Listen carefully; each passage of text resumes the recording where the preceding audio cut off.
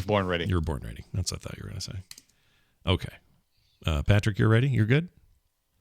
Yes. Okay. Excellent news. Here comes. It starts in 3, 2, 1.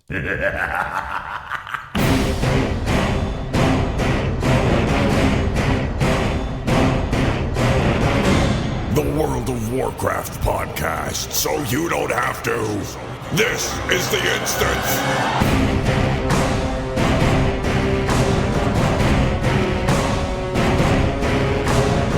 Hello, everyone. Welcome back to The Instance, episode... Where is it? 598. We're almost 600 episodes of this damn thing. April 21st, 2020 is the date. I'm Scott Johnson with Garrett Weinzerpel. Hello, Garrett. I'm sorry, are we 2 episodes away from the big 600? Yep, we are. What should we do? You want to do We something? need to do something. I don't know what to Something do. must be done. I mean, I was thinking... This is my first milestone on this show. Something needs to happen, Scott. I know it's old hat for you. I know. But this is exciting for me. Yes. I propose that we do a number crunch splat.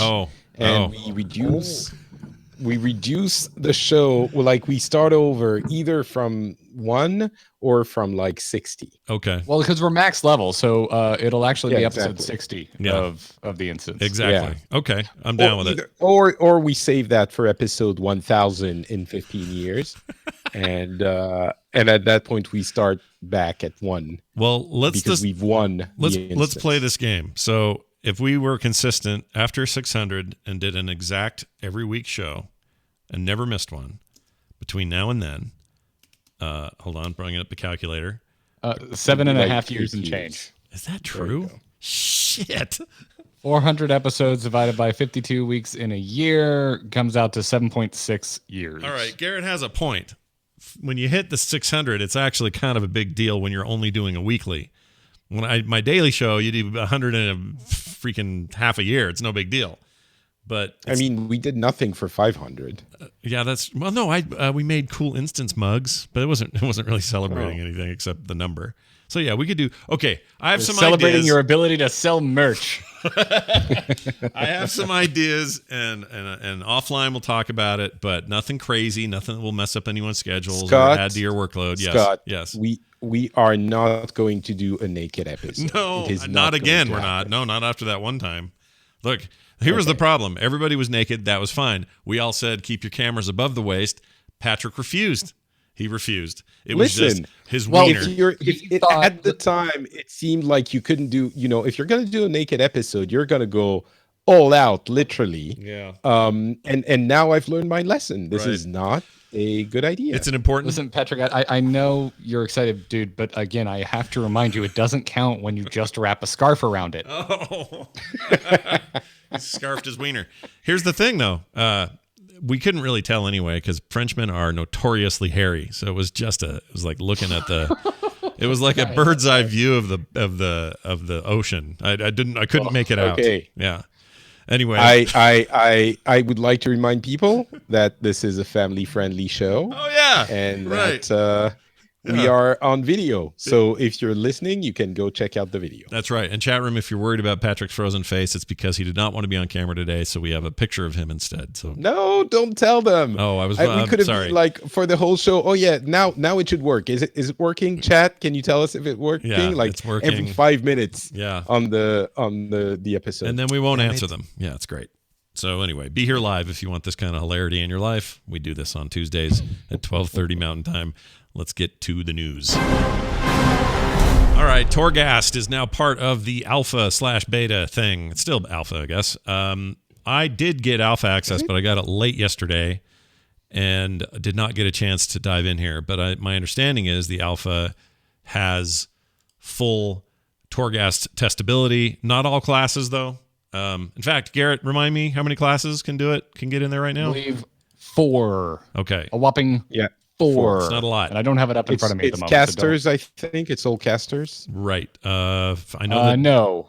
Wait. No, that is because Demon Hunter is one of them. Oh, I thought... Oh, well. Because that's what I took into Torghast. Right. I meant to look this up so before the show. Priests, mages, demon hunters, and warlocks? Warlocks. Yeah. Okay. Warlocks. I'll probably take a demon hunter in there as well. Or maybe a mage.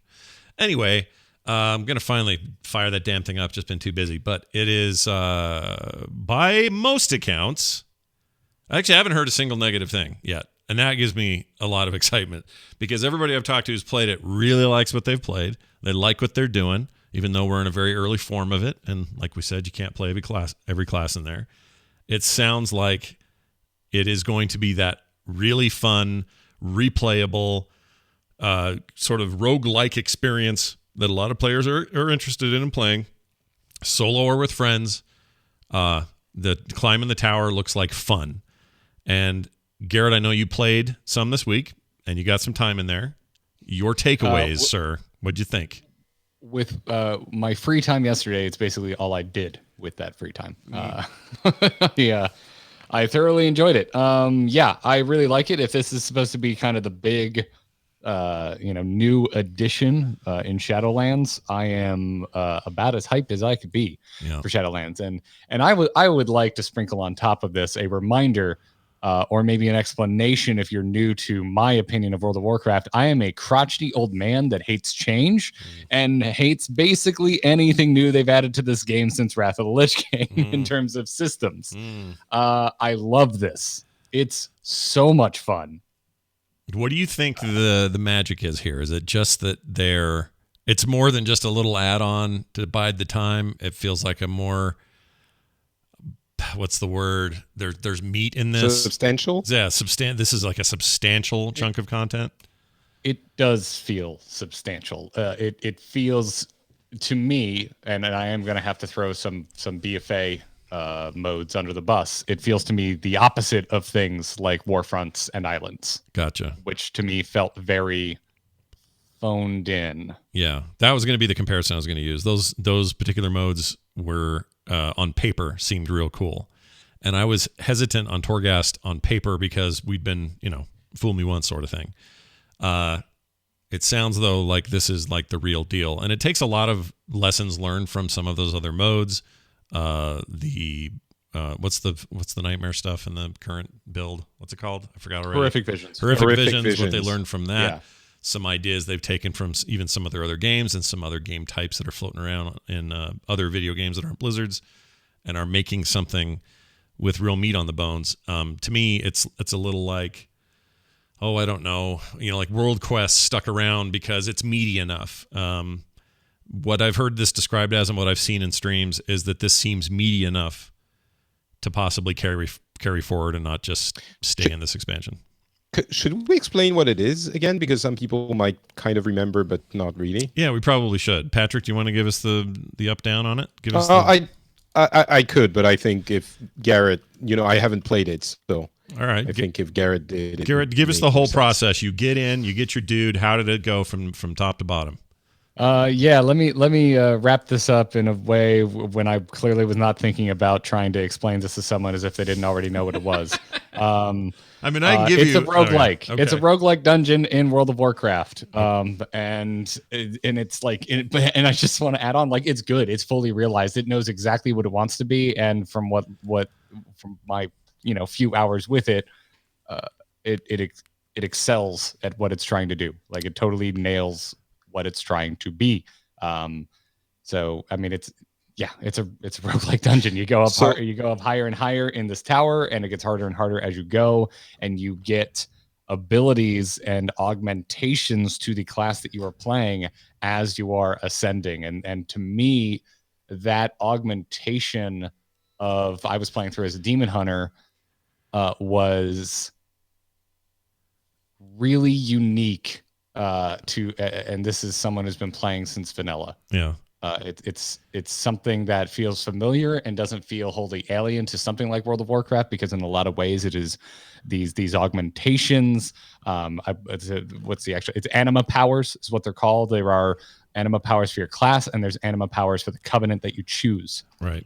But for me, what really stood out were the anima powers for your class, because it's just you're now, the way it augments your existing abilities or your stats, it is now augmenting your hero, your character, to play in the same way you're used to playing them, but just better and more powerful. And it really fulfills a power fantasy that I've never experienced in World of Warcraft. I feel like a monster. It also feels like it's a faster paced Power fantasy, in other words, you're progressing specifically at a pace that's different than the kind of glacial, I'm raiding every week, I might get a drop, I'll see you guys next week, okay, 2 more hours in, oh, I finally got a drop. Like, it's a different kind of progression. It's a more immediate, more satisfying kind of progression. That's why I like roguelikes in general. So everything you describe sounds great. For those looking for just the mechanics of this thing, it's in the maw. It's an end game piece of content. This isn't something you're going to walk in at your current what will be max level 50 when it gets squished.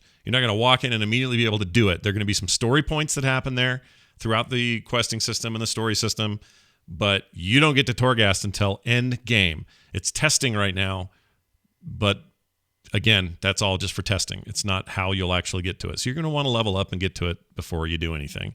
It's scalable, 1 to 5 players.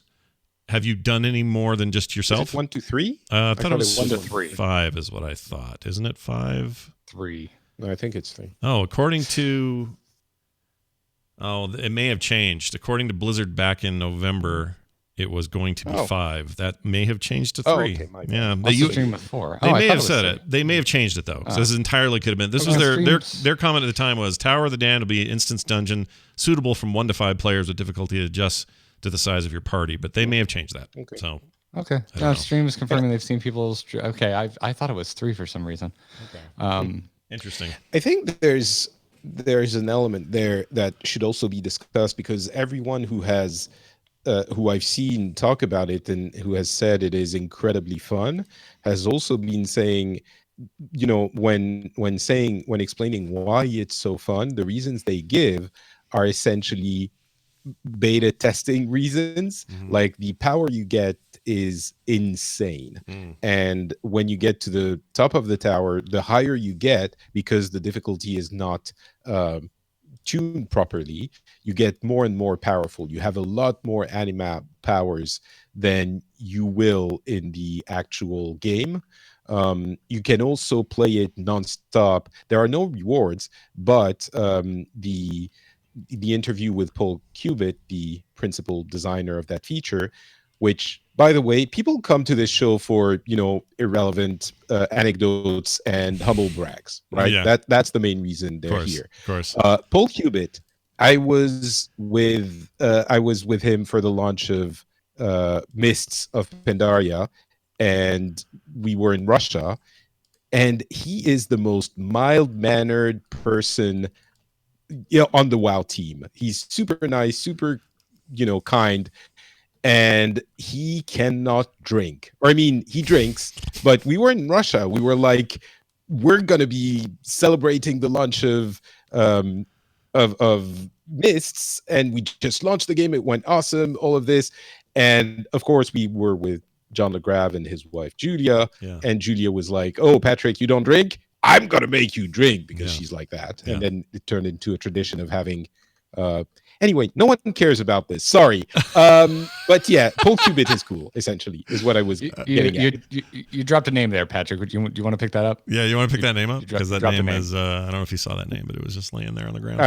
The what? Oh, the Cubitt, Paul Cubitt, you mean? Yeah. Whom we were having, anyway. Yeah, we were talking about it he's, anyway. The designer on that feature, and it's really cool. And what he was saying is that in the actual live version of the game, it won't be just go in and do it as much as you want. It will be, you will need a key, and it will be limited to an extent in the number of times you can do it per week. Right. So, you know, the overpoweredness and the ability to do it all the time won't be in there unless they change their plans, which they could, but I hope they do. Yeah, I don't want it to be.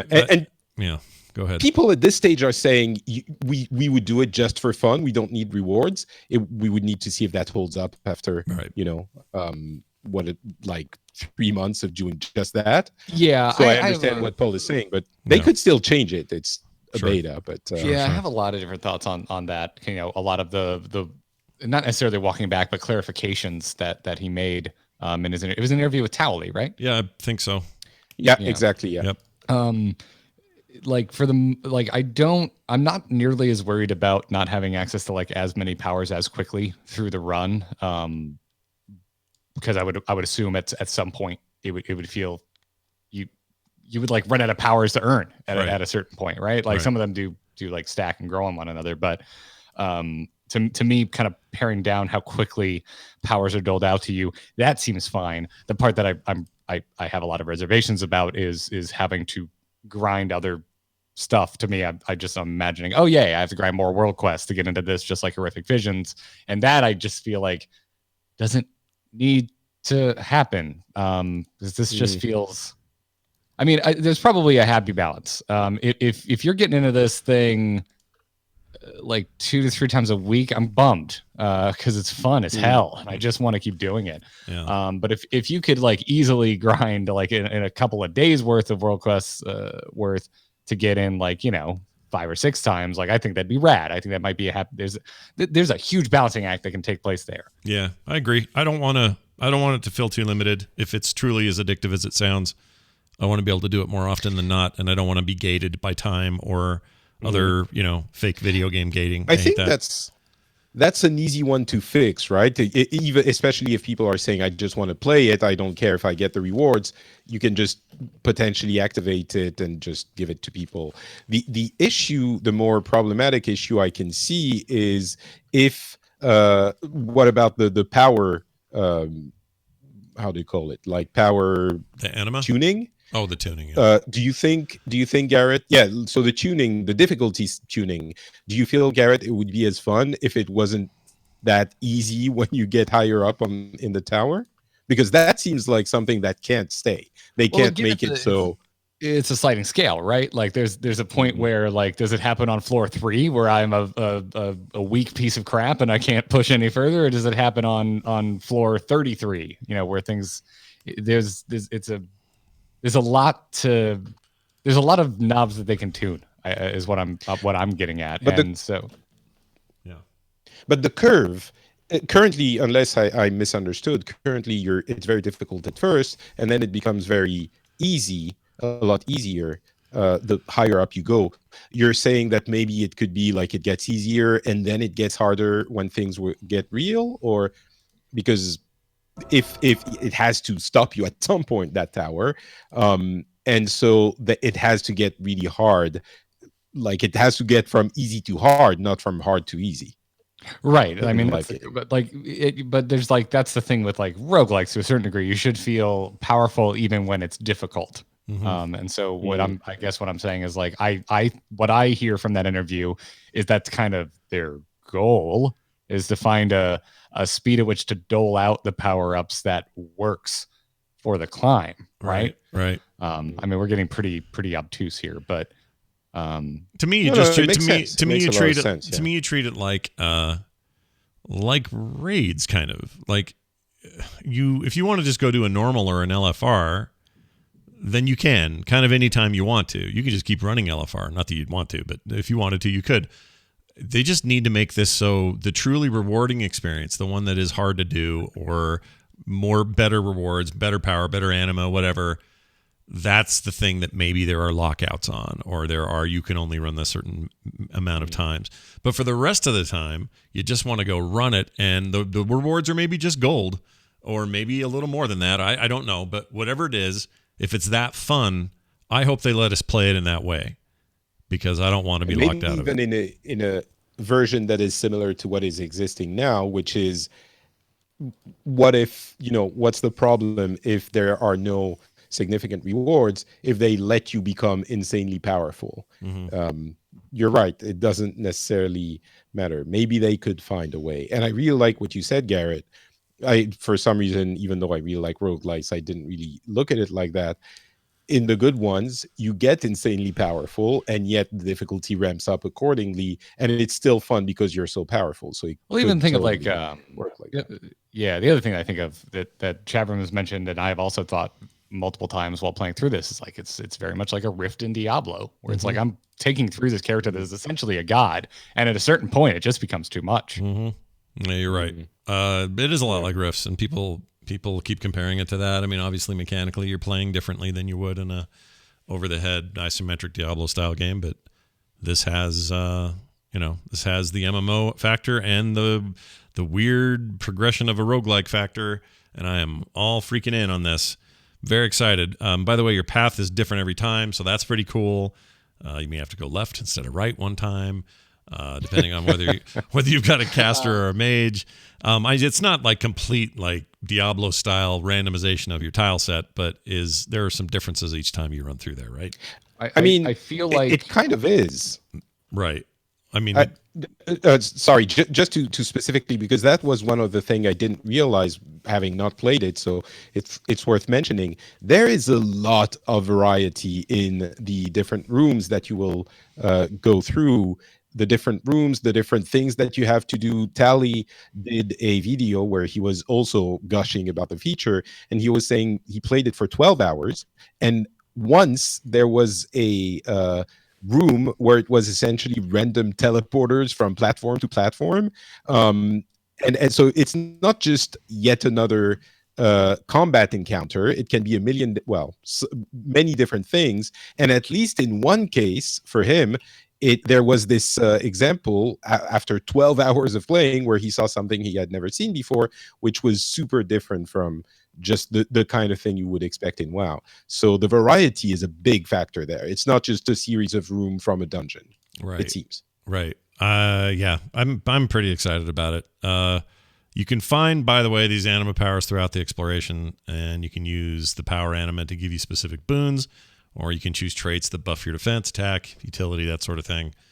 It says here, after several weeks, the jailer changes things up in the Maw, and Torghast changing the anima powers and mobs. So that stuff is on a rotating scale as well. That's so cool. Yeah, it's pretty neat from paper to implementation, and everybody I've heard from, including a lot of trusted voices in the community, are raving about it. So let's hope implementation on launch day is as good as it sounds like it is in testing, or better, because that could be rad. And I'll find out more today because I'm getting in today finally. I'm very excited. I'm so excited. Yeah. Yay. Look at that. We found the thing that'll get Patrick reactivated, man. This is good.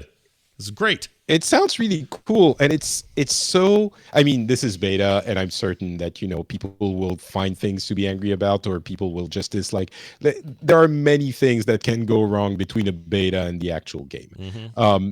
But it's so awesome to have people speaking in a unanimous voice about a feature in an upcoming expansion in WoW, trying it, thinking they really like it. Because, when the things were being tested for BFA, even though they looked good on paper, people were usually like, I don't know about this. So it could be that this is actually good. And also the fact that, my good friend Paul Cubitt developed it, I think is an incredible plus on all of that front. So Paul, call me, okay? Yeah, just call me. You haven't called. There's an awful lot of the only thing I'm a little disappointed about is the community, meaning like podcasts, YouTubers, that sort of thing, are raving about it, and then a lot of the feedback has been stuff like this: the community, we love Torghast. Blizzard, I'm gonna ruin this. Another guy says Torghast is amazing, and then they come back, the players are enjoying the game. Quick, deploy the fun police. Like, it's a lot of this sort of thing. It kind of bums me out a little that we're that way about this stuff now. Like, every time Blizzard does anything, we have to move. Listen, I am very concerned that I'm going to just have to continue doing world quests and being bored out of my skull to play this thing as much as I would like. And if that happens, I am going to be in the boat with these people. Well, that don't of course like you would, because those are valid criticisms, absolutely. But this idea that, there's something cool, I'm just waiting for them to ruin it, is a weird way to live your life. Like, let it play out, see how it happens, and we'll see how it goes. And that's all you can do. And then hate it if you want. It's fine. I'm sure some of them at least are said as, meme jokes, which, and also, I think in this very specific case, it's not warranted, but it's an understandable concern, because again, the thing that everyone is enjoying about it is parts that probably won't remain as they are when the game goes live, because it's the infinite availability of the thing. And currently the plan, to be clear, the plan is to not have it infinitely playable. Right. So they might change it, but that's part of it. Also, the power rate and difficulty will definitely change. Whether they manage to maintain the fun, it is they could.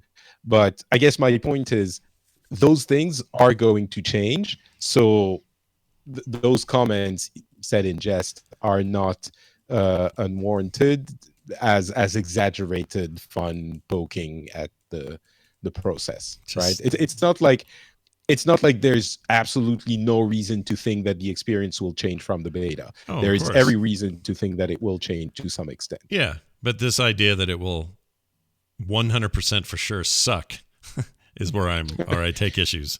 It's like if it does, we should judge it. If it sucks, we should judge it as such. If it's bad and the launch is like, oh my gosh, what happened to you guys? What you're doing in the alpha was so good. What happened? Everybody should levy their criticism at Blizzard and do it hardcore. Like, I get it, but we don't have it yet. And what we do have seems rad so far. So give it a minute. Let it cook in the oven. Let them make their tweaks. Could you imagine how many different angles of consideration were placed into the alpha testing of this and how the test version of it on the alpha looks right now, like what they're even giving us access to, and also how developers on the team are allowed to talk about it? Because this is such a perfect example of all of those moving pieces of what do you as Blizzard choose to allow us to see ahead of time, in this case Torghast in its very early alpha stage, because that's going to set certain expectations. And then what do you allow your developers in interviews to say, and how should they say it? Because it does seem like, for at least a pocket of the community, that certain people have walked away from the most recent interview going, oh, so it's not going to be this cool when it goes live. I see. And I find that fascinating as someone who finds the whole idea of there needing to be community management like a fascinating game that these studios now have to play. Right. Well, we'll see. Time will tell. I'm excited though. This is all good stuff so far. And I really like, by the way, there's some interface elements that it uses and some other stuff that I like a lot. Some UI there. That's pretty good. I don't know. Why are people in the chat? Someone in the chat, a bunch of people are thanking me for a raid. I didn't do a raid. Someone else did. Jury did a raid. I don't know. A meaning of a Twitch raid. I don't know why they're thanking me. It's weird. I think they're tooling with you, Scott. Oh, well done, guys. I'm gonna go with that. Okay. I'm gonna go with that. We'll go with that. Final thought on Torghast. Yeah. Have you seen the environment? Because I feel like Blizzard just sent me the most elaborate late Valentine's ever. They went, here, Garrett, have a randomized pseudo endless dungeon of nothing but Lich King architecture. Oh yeah, I bet you do like that. I thought of that while I was watching it, and actually, I've been with you the whole time. But let's just, for the record, state I think that's my favorite look of WoW stuff. I love how that stuff looks. So give me icy, cold, dark, dank, deep, dark blues and blacks. A little bit of green. Yeah, a little bit of green in there. Not too much though. Then we're back in a couple expansions ago territory, and I don't know so much want that. But yeah, I love that sort of thing, and this seems to have plenty of that. So good call. All right, a couple other changes that are happening. Shadowlands brings some interesting, weird changes to flying skills. Not weird, but changes worth mentioning. So artisan riding has been removed, gone, out, no more. So no more of that. If you liked your little first stage of riding, bad news. This means players can upgrade from expert riding, which is 150% flying speed at level 30, directly to master riding, 310 flying speed at level 40. So no middle ground. You're done. Jump. Leapfrog ahead, folks. Other riding skills can now be learned every 10 levels instead of every 20 levels. And journeyman riding, which is max riding speed, is now learned at level 20. And expert riding / flying is now learned at level 30 amidst the squish. So you have that to look forward to if you're starting a brand new character. And if you are starting a brand new character, I'm going to jump around a little bit. Did you guys see the new interface for character creation? And do you think everybody saying, hey, that looks like a console interface to me? Do you think there's any reason to think that now finally there's a console version of that game coming? And there's other reasons to think this too, but I'm curious on that level alone. What do you guys think of what you saw there? I mean, my first thought was mobile interface. I did too. Because it's extremely simplified, and that is not a dig. I really like the new interface, actually. I think it's nice, well right? put together. Yeah, it's nice. It's simple, clean, but it is mobile-y, and it looks like these are all buttons you could push with your finger. Hard to say whether or not, like, there's sliders I'm not sure about. Where did I see those? I'm looking at the video now. The sliders are a little weird. Yeah. Because all they do is apply the unique faces or hair or whatever it is that you're adjusting with that slider that we already had in the thumbnails when we would scroll vertically.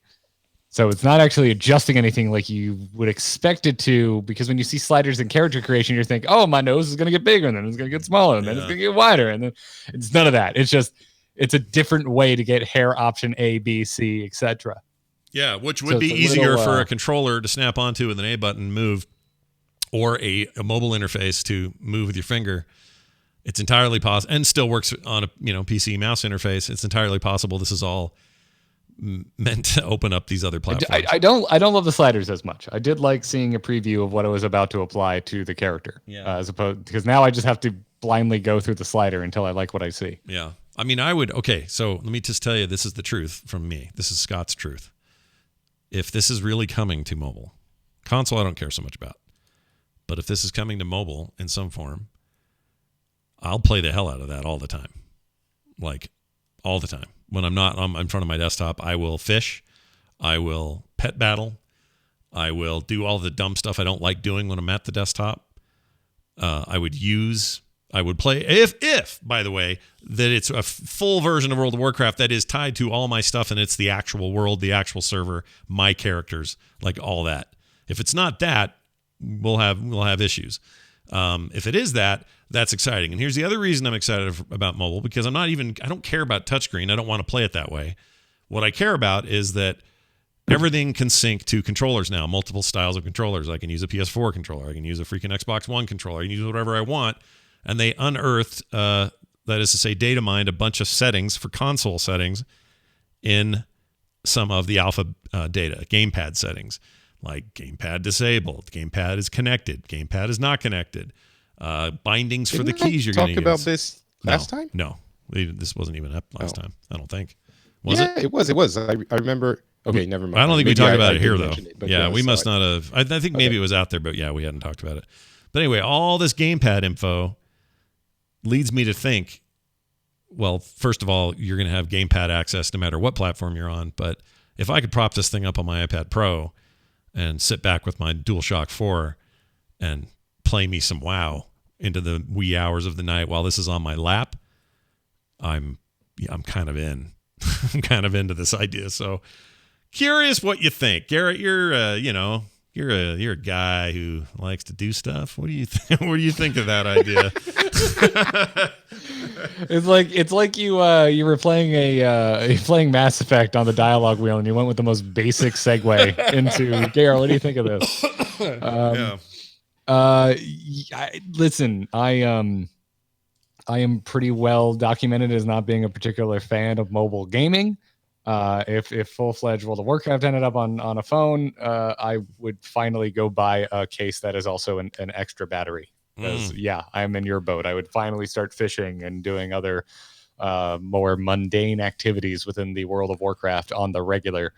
As for console and gamepad kind of stuff, I think it's great. I'm honestly surprised that we haven't gotten it sooner. Again, this hasn't been confirmed. This is all data mined hopes. It's all. But it's just the kind of thing. Like, why not? Why not have the game be more accessible? I see no reason why World of Warcraft shouldn't run on phones or on consoles at this point. Yeah, at this stage, because there are a lot of other MMOs that are not World of Warcraft, obviously, but there are other players to the throne that are successful on desktop that have made that transition, whether it's old school RuneScape or freaking, what's the one with all the pretty people in it? Can't think of it.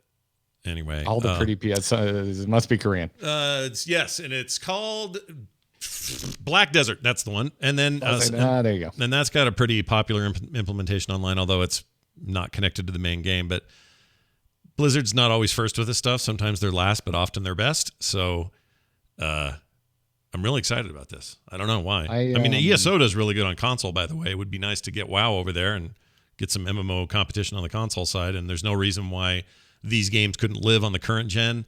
this fall's upcoming new generation. Just make these ready for that. Download that shit. Give them some reasons to be cooler. They're also adding, by the way, part of this data mine was some ray tracing support. For now that I am sure I talked about last week. You did bring up. You did No? talk about We ray did talk tracing. about that. Yeah, you did. Okay, a tiny all right. bit. Then a I'm tiny not bit. crazy. No, It's you're, okay. you're not. Well, you're not as crazy as we thought you were already. So there's a baseline crazy, and then there's You're not crazy about this one specific thing. yeah, exactly. So if this is true, this could have implications, obviously for desktop and RTX cards and that sort of thing, but also for consoles because these two new consoles, Xbox Series X and PlayStation 5, both are touting ray tracing capabilities. So there's the potential of making this game look real pretty. I went down a big rabbit hole yesterday just looking at current ray tracing implementations. The one that actually blew me away the most was Minecraft. They're showing that off because that's coming up soon. It looks wild. It looks so good. Crazy how cool it looks. Like I actually might play Minecraft for a while because up to now it could care less, but right now that looks so amazing. I just want to get in there. So ray tracing in Azeroth could be really something special. I think it's the kind of engine that could handle it without taxing people too much. Obviously, it would be an option, not a necessity. And if they're really bringing this to consoles, that gives them opportunities there. I just think there's finally a chance. Yeah. That actually is an argument. I didn't think about it until now, but I think the ray tracing is an argument for it coming to consoles because let's be honest, there aren't many people who have ray tracing capable cards on PC. Right. And the game has always been something that is available, playable on the most humble of pieces of hardware. But obviously for the new consoles, everyone will have ray tracing capabilities. So the fact that there is a ray tracing series of settings might make it, might be an argument in favor of it coming to consoles because next gen consoles. Yeah, I agree. So maybe. I think there's real possibility there. So anyway, something to consider and think about. Part of the data mining also turned up a couple other things. Target frame rates or frames per second frame rate you ideally want to play at. So one of the things the game's never really had is like lock it at 60, let me go up to 160, whatever. A lot of games have these sort of features or unlock the frame rate entirely. The game's never really had that. I like options like this, especially for high-end cards. So that's a small thing, but I like it. They have settings for spell density that are showing up in here. So essential only spells, if you want to only see those, imagine a raid environment. You're tired of all the stuff happening on the ground and everything else. You don't want to think about that. You just want to make sure certain things are proccing on your team. You can do that. What they call essential, we don't know, but that's interesting.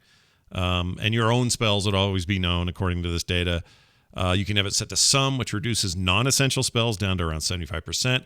Half goes down to 50. Most 75. And then dynamic, it reduces non-essential spells shown based on your frame rate. So it'll try to go up and down depending on how you're performing. That feels very much like a combination of desktop and possibly mobile because mobile's got, they're going to have a range of performance depending on what kind of phone you have or what kind of tablet you're messing around with. So I guess we'll see. But yeah, a lot of stuff came out of that data mine that made me really start to wonder about years on the instance talking about stuff they were going to do. Difficult. Yeah, phones will be, right? Phones seems really difficult for UI. Honestly, consoles, I would argue, is really hard as well for UI questions. Phones is even worse. I agree, but let's say, I'm not saying they'll do this because it's limiting, but console, or like I mentioned earlier, phones and mobile devices being so easily paired with controllers now does lead me to think that it's really not going to be that different than the console development, which you're right is already hard. WoW's got a lot more buttons than ESO or then something. You don't let people use the phone version without a controller? Well, that's my point. Probably not, right? They need to be able to use it either way. So whatever they map on a controller, they will have to duplicate on a touchscreen, and then things get a little weird. Totally agree with you. Yeah. But I still think it can be done. I think Blizzard can do it. I think they can get away with it and figure it out. I also think to a certain degree, like, I don't know, like let us choose, like, yeah, maybe I don't want to go do the Hagen dance on my phone. Right. But, like, let me choose what I go do. Like, even if the controls aren't perfect, like it's I'm the idiot if I decide to go try and do some, it's like push my freaking mythic keystones on my phone. I just want to mine and fish, man. Yeah, I just want to mine and fish. That's exactly right. What Patrick? Maybe I think there's Blizzard is not usually doing like they're known for the super polished version of everything, and having a janky thing on the phone that doesn't work if you don't have a controller with you is, which most people, I don't know, I would have to, if that's the way they're choosing to go on phones for the WoW property, Mm-hmm. I would really need to see it before I would let go of then I become, the grumpy old man that you were describing, Garrett, earlier, who doesn't like change. I'm like, that doesn't seem right. Yeah. But, Yeah. You could have just said, I'm becoming Garrett. I mean, that's all you have to say. And I want to reiterate, none of this matters to me if they say that all platforms are separate and in their own ecosystems, like Overwatch, for example. If they decide that, hey, the mobile version is a mobile version of WoW, and it's all, I mean, I'll play it and try it, but it's not going to be my focus. If the console version is separate and then the PC version is separate, then I'm way less interested in any of this. If they will allow me cross-platform usability, even if the people in the places I'm going aren't necessarily the same exact people, I want to have my own characters, my own progression. All that shit has to carry around with me, or else what are we doing? This is a dumb idea. Don't do it.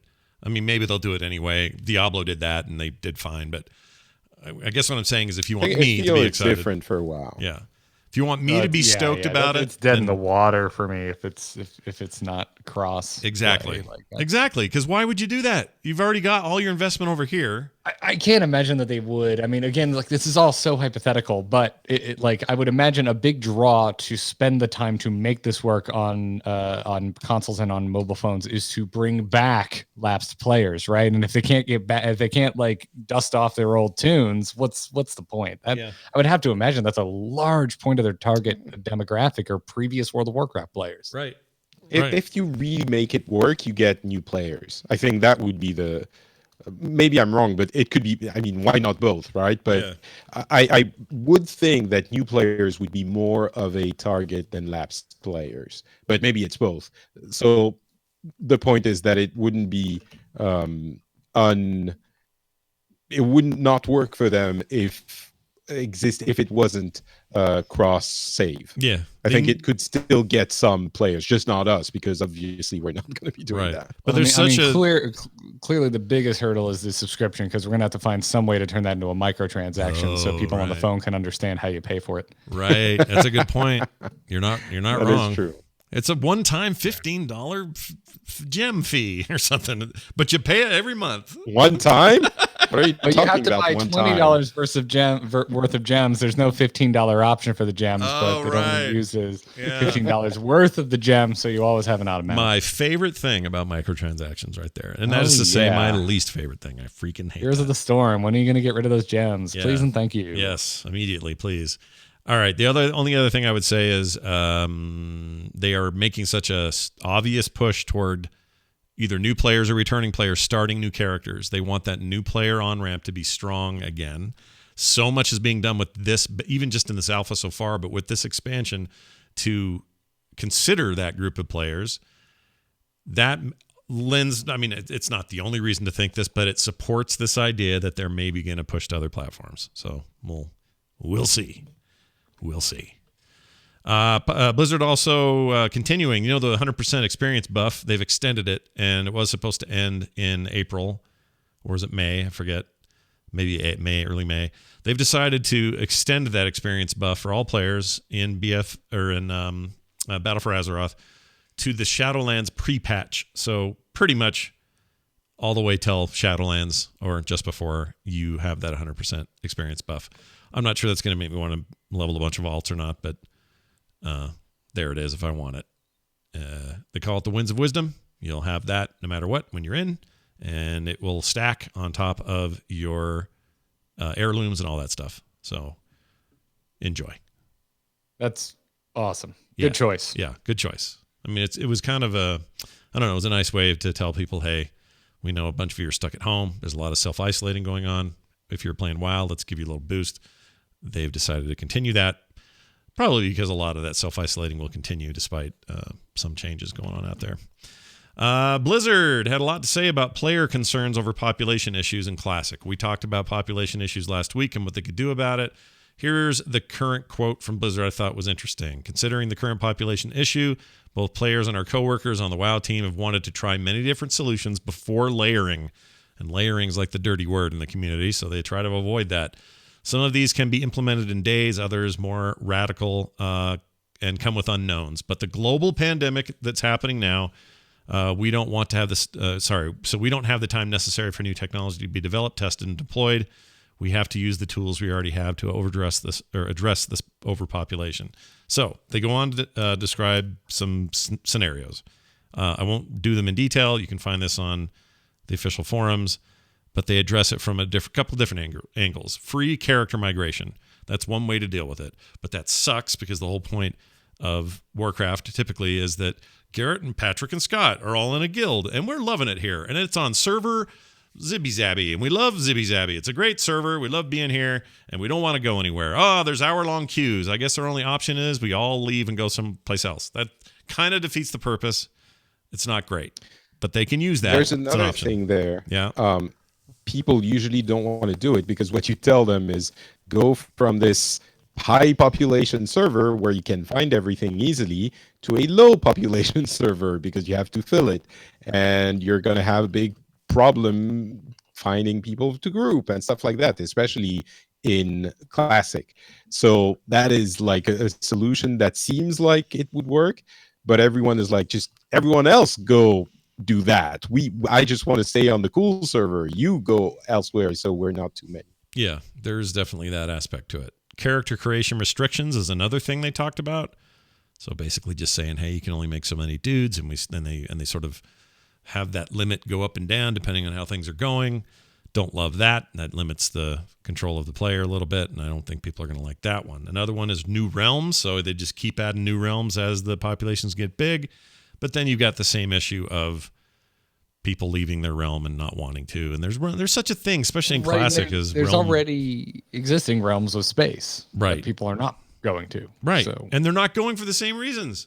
Like, if the reason I stay on Earthen Ring for most everything I do in retail, even now where everything's layered and split and combined, and it's one big cloud these days anyway, but I'm still there because I have some loyalty to it. I have memories there. I have nostalgia for it. I have reasons Earthen Ring matters to me, and I don't want to go anywhere else. In Classic, that's your home, and there is no moving somewhere else to alleviate, load or whatever. So I just don't think the new realms thing or free transfers are the answer ultimately. They also say adjusting population caps. We did talk about that last week. That has its own implications. If you have too many more people in a place, you run the risk of the content being wrong for it. They say very, very bluntly in here, a quote, "It is not the kind of problem that you can just throw hardware at." Right. I agree with that. They say maybe they focus on the cities. They have this technology that's not layering necessarily. They call sharding. They use it in Battle of Azeroth. It's ways to make copies of its population or copies of itself based on population demand. They could do some of that, but that inches really close to what the community says they don't want. So there's that whole thing. And then using layering, straight up, they discuss that. People get real pissed about that word, so I know they're being careful with even talking about it. But they say the whole thing's just a big work in process. They're going to let people know when the worst realm situations are taken care of. But there are people still waiting an hour plus to get into their realms, and that's pretty bad. So got to find something. Got to do something. If I was a vanilla person, I would start feeling like I might be okay with layering. That's going to get me in trouble. And go ahead and send your emails. But I'm just saying, I know y'all are just like real hardcore on that sticking point. But what else are you going to do? What are you going to do? Not even Blizzard knows. Not yet. So good luck to you. It's always fun sticking a knife in the nest that is the Classic community just a little bit, because I like stirring it up. I'm really into those guys, and I think it's great that they're getting what they want, or when they're not, I'm with them. I want you guys to have the game you want, but it's still fun to poke. That's all I'm saying. I'm glad you enjoy it. Yeah. I'm not. Yeah. Notice these two are very quiet about it, and they should be. They don't want your emails. I don't know. I really don't. I really they don't want them. That's fine. I like hearing from you. So send your emails in, theinstance@gmail.com. All right, new character creation. We talked about that. I think that's just about everything. A lot of WoW stuff this week, and we hope those who are in the beta are enjoying themselves. I said beta again. I mean alpha. That's what I meant.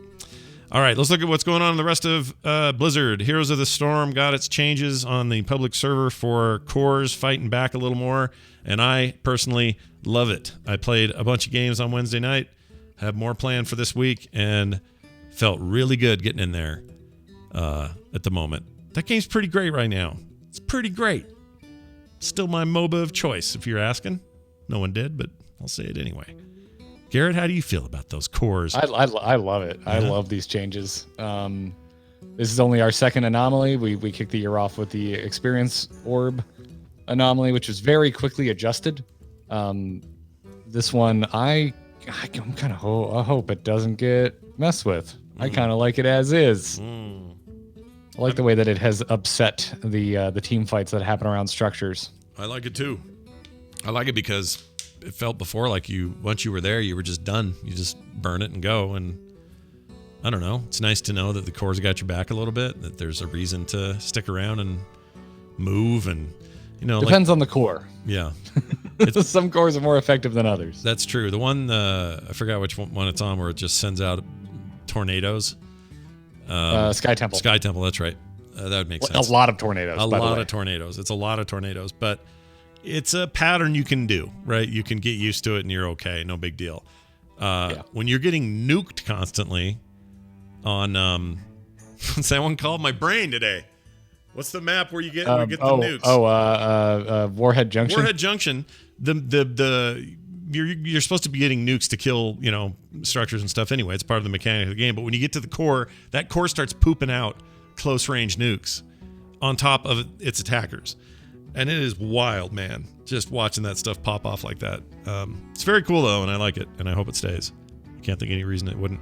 No Diablo news. However, I just wanted to give a quick shout out to a game I'm testing for another show called Last Epoch. Some of you have probably heard of it. It's a Diablo-like. I would actually say it's a lot like if Diablo 2 and Path of Exile got together, got it on in the back seat of a Honda, and then 9 months later pooped out a baby. I think it's Last Epoch. I think that's the game they made. It's pretty good. As someone whose first car was a Honda, I hope it was a wagon and not a sedan, because there's not much room back there. It was a tiny hatchback Civic. It's a mess. Anyway. At least it's a hatch. They anyway, it was CRX. That's what it was. Wasn't CRX was basically a Civic, like a sports Civic, right? Wasn't that what it was? It was like, yeah. It was.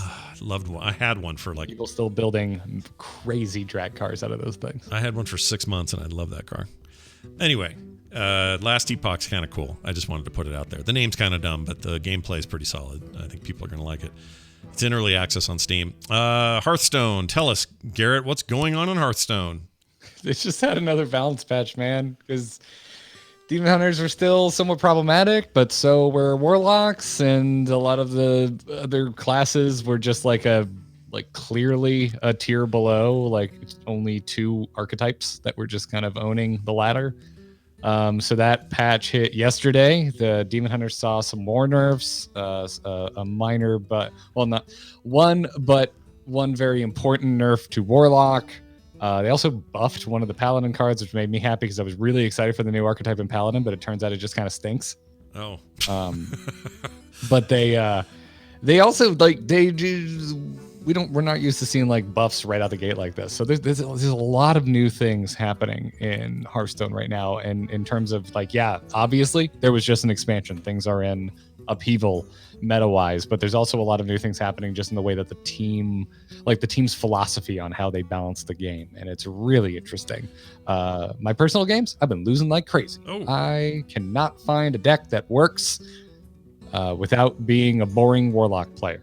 Right now. Well, let me ask you this. We're on the eve, I think this week or next, of the official release of Runes, or what is it? Runeterra? Heroes, or something of Runeterra. What is it? What's the Riot game? Legends of Runeterra. That's Legends of Runeterra. Legends of Runeterra is coming out. You got full beta access happening publicly with the Overwatch competitor. Valorant. They both seem to have a lot of people talking about it. Are you nervous at all about Hearthstone at all because of that? Because it seems like it's pretty good and people like it and it's going to be a big deal, but are you worried they're going to run away with it and suddenly no one thinks of Hearthstone anymore when it comes to card games? This is such a baited question, but I'm curious what your reaction would be. Well, listen, man, I will take Pepsi when there's no other option, but when I have the option of actual Coca-Cola, I will enjoy the superior soda. Nice. Look at you. I actually played Runeterra a bit, and I think it's pretty neat, but I don't. This is an interesting one because Riot's like a huge player, Yeah. and we've kind of got three in the card space now. Yeah. We've got Magic, which is honestly probably Magic is Coca-Cola. Yeah, it kind of is. Yeah. Hearthstone and Hearthstone's Runeterra. Dr. Pepper, strong on its own, right? It doesn't need. Hearthstone is Dr. Pepper has an undying legion of its own fans that are disinterested in the offerings of other games, which isn't really true. A lot of my Hearthstone buddies love Magic, and I know a lot of Hearthstone friends of mine that are also really excited about Runeterra. I tried Runeterra. I really don't like it. I don't think it's a bad game, but I think it combines a lot of things from Magic and Hearthstone into something that I don't like as much as what Hearthstone or Magic does in their own right. Interesting. All right. Well, I would rather just play Hearthstone or Magic than play Runeterra. All right. From the shooter perspective, what do you think of Valorant, Patrick? Have you tried it yet? It's about to take. It wants to come eat your lunch on the Overwatch side of things. Not really, actually. First, about Runeterra, it's been in open beta for a while, so I think there's always a little bit of a draw when the game actually launches, but for this one, it's kind of already been out. Valorant, it turns out, we all knew it had a lot of inspiration from Counter-Strike, and now that people have spent a little bit more time with it, it's not just a lot of inspiration. It's a downright copy with improvements. Like the gunplay, the precision, everything is Counter-Strike, which a lot of people are like the powers, the abilities are very superficial in the gameplay. Not superficial, but they're not things that you use to in your moment-to-moment gameplay. They're more like grenades or something like that you purchase throughout your play session.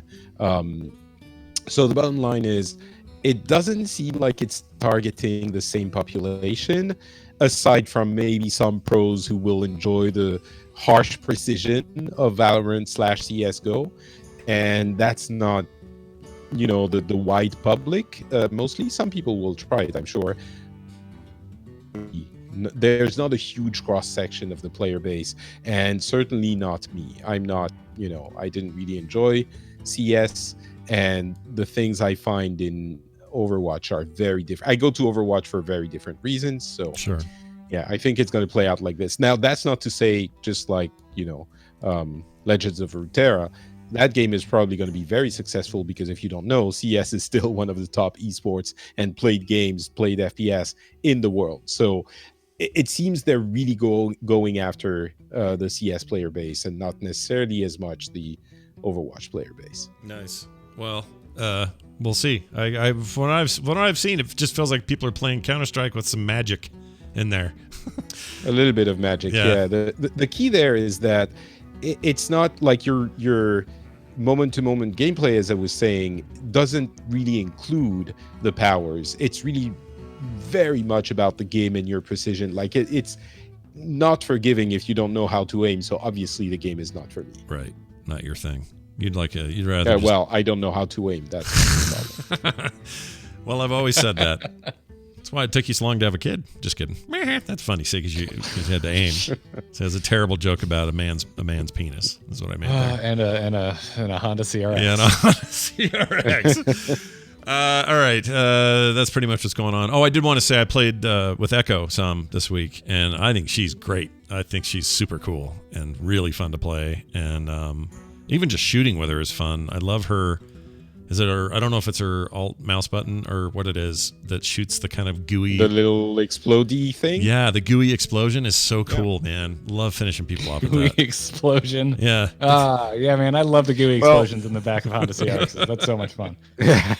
The way you play her is that you start with the gooey explosion. It's not a finisher. The finisher is her E, because it does a lot of damage to characters that are below 50% health. Yeah. So it's kind of a weird assassin thing where you poke around, and then when your enemy is finally below 50%, you pop the E, and that hopefully will finish them off. It's an interesting assassin type of gameplay, but I'm really glad that you enjoy her, because that's all you're getting until Overwatch 2. That's it. That's it. Don't get any more characters. Yep. So yeah, the next character you get is a new video game. So enjoy. All right. Well, that pretty much takes care of that. Let's do this now. Hear ye, hear ye. Why, it's the town crier. All right, as tradition holds, we like to read your emails here on the show, theinstance@gmail.com. We got one from Rob Murray. It's a little lengthy, but I think it's interesting. He says, "Good day, sir." This is mostly aimed at me, but we can all comment on this. I'm flummoxed. You made it through an entire episode without showing your disdain for gnomes.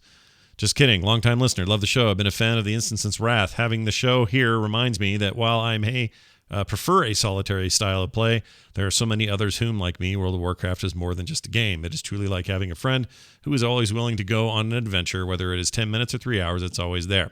I only started playing WoW because of my son. WoW, like Harry Potter and Star Wars, is something I probably wouldn't have even tried had my kids not introduced me to it.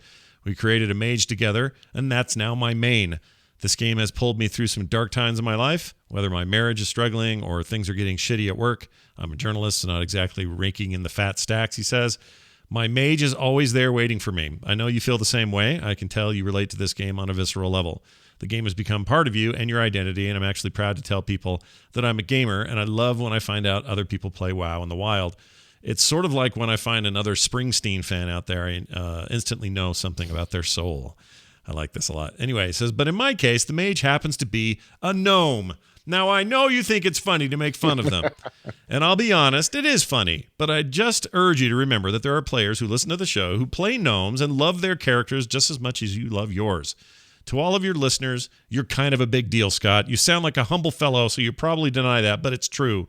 You just are. Your show is expertly done and required listing for true fans. wow. This is nice.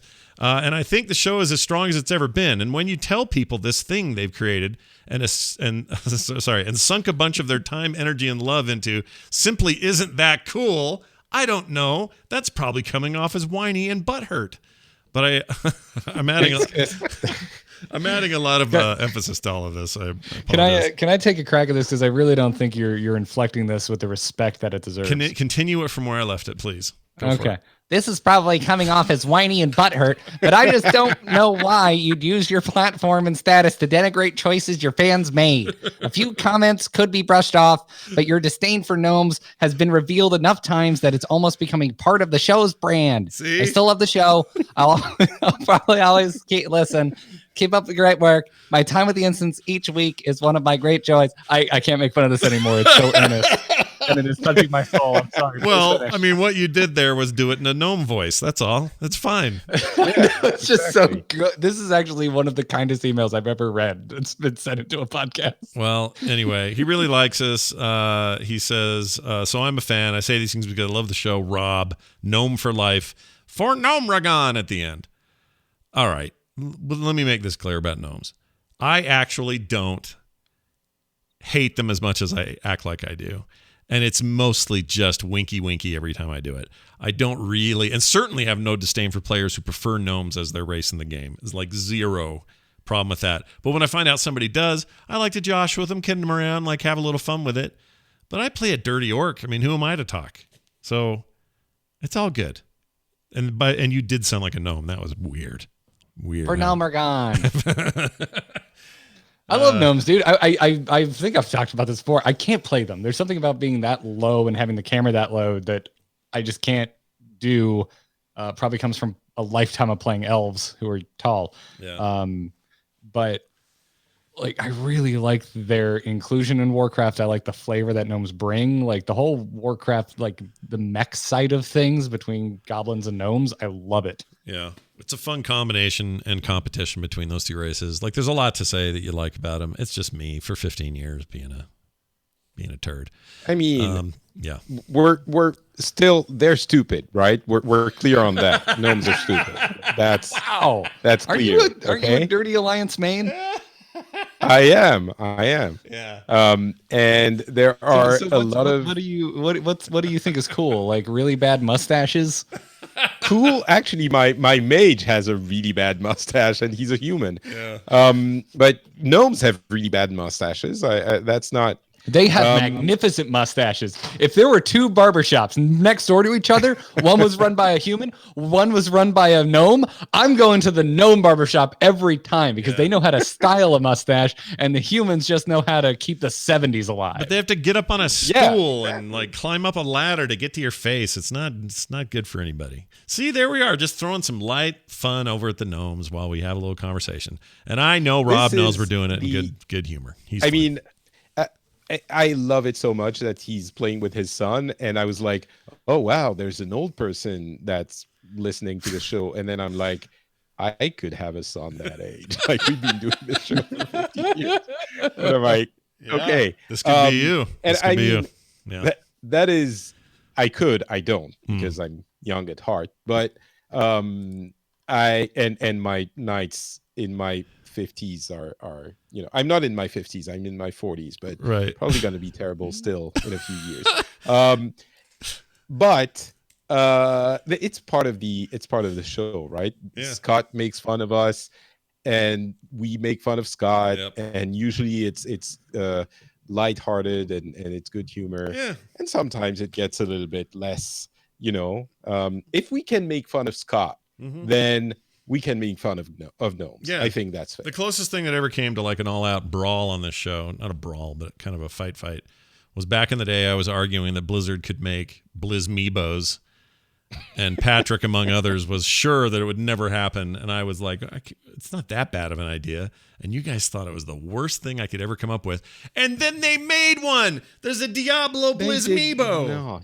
They did. Okay. Not. All right. Oh my Listen. God. I love when Patrick is wrong. Few things bring me this much joy in my life. But Scott, that was not a Blizzmeebo. It's an amiibo made with a Blizzard character that works on a Nintendo thing. Distinctly remember this episode of The Instance. I was waiting for something. I was sitting in a Publix parking lot. And I remember listening to this damn argument. I think I still had my Mustang at the time. I'm sitting in a Mustang with the air on because it's the middle of summer. I'm just watching gas disappear, listening to you nerds have this big debate about Blizzmeebos. And Scott, you teed up. Yeah. What you teed up was Blizzard's going to start their own line of multiple amiibo-esque figurines in this. They were going to do. I was sure that they were going to go fully. You're right. I thought they'd go fully into the Toys to Life category, which they absolutely did not do.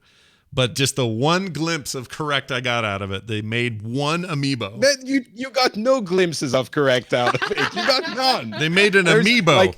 They made an amiibo, and at the time you had said they're never going to do this. What were you saying, Scott? What were you saying they were going to make? I said they were going to make a line of these. They didn't. What? No. What was the name of the thing they were going to make? Oh, they were going to make they were going to call it Blizzmeebos. Right. And what did they make? Well, they weren't going to do that because it sounds like amiibos. There have been legal reasons. What did they make? You just described it. They made amiibo. An amiibo. Is an amiibo a Blizzmeebo? No, but they weren't going to call it. It's not about the name. The name doesn't matter. They could have called them widgets or ding dongs or whatever. It doesn't matter. Concept. Could they have called it amiibos? No, because that's a Nintendo thing. It's very different. Exactly, and they wouldn't have done Blizzmeebos because it's too close. They would have called it Blizzard. I don't know. Also, part of my argument was Heroes of the Storm would be the place they'd do it because you had all these IPs, right?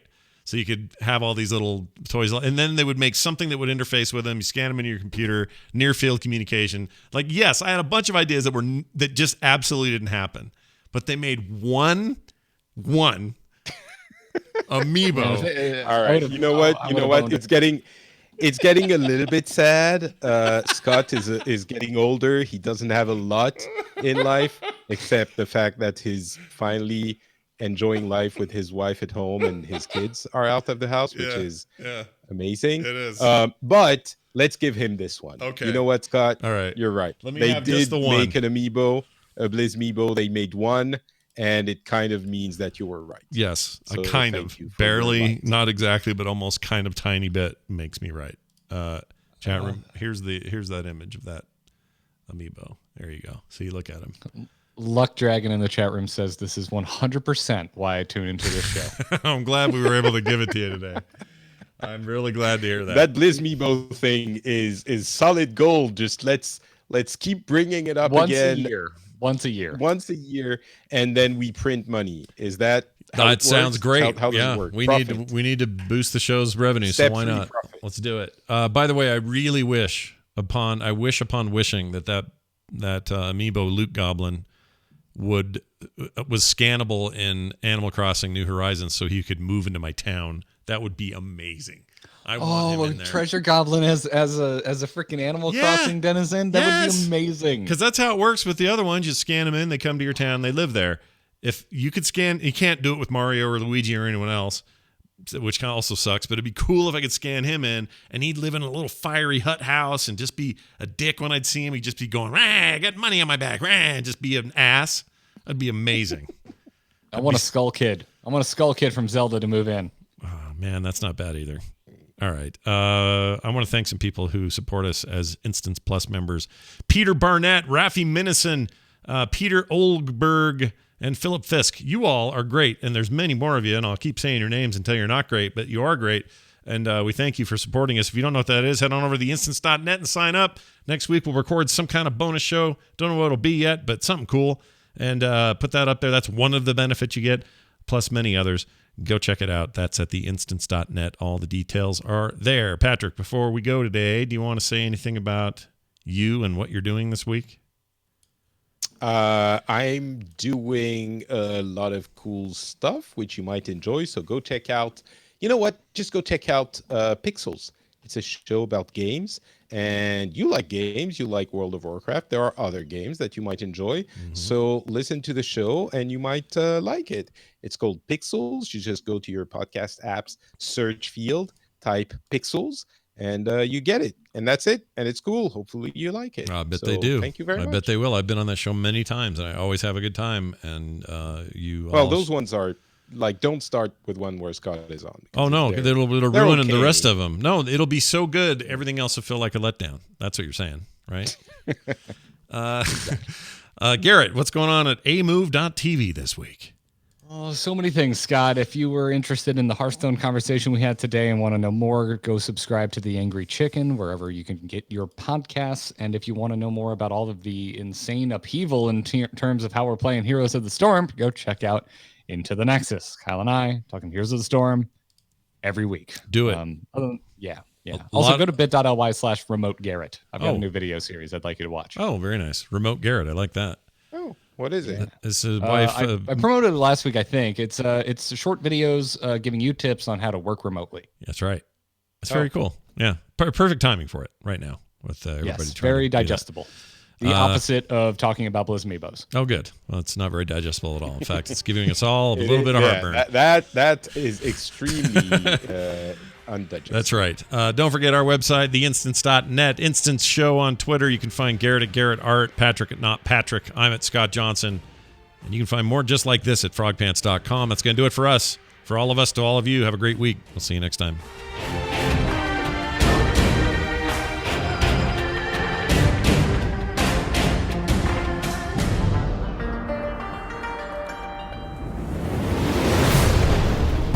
This show is part of the Frog Pants Network. Yes. Get more at frogpants.com.